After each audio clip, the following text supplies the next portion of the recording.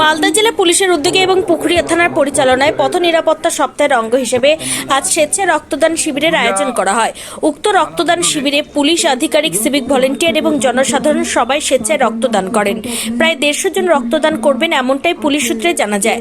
আজ এই উক্ত রক্তদান শিবিরে উপস্থিত ছিলেন এসডিপিও সোমনাথ সাহাব, সিআই পিনাকি সরকার, পুকুরিয়া থানার ওসি বাপন দাস সহ অন্যান্য পুলিশ।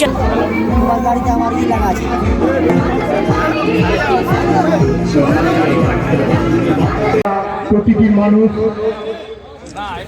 রক্ত দিয়ে জীবন বাঁচান, মুমূর্ষু রোগীকে মৃত্যুর হাত থেকে রক্ষার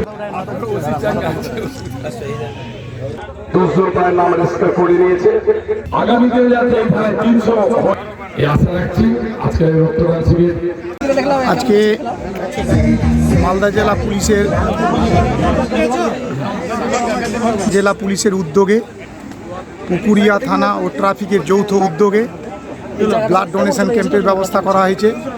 আমাদের থানার বড়বাবু এবং তার সহকর্মীরা আজকে শপথ নিয়েছেন মুমূর্ষু রোগীকে মৃত্যুর হাত থেকে রক্ষা করার জন্য রক্তদান শিবির।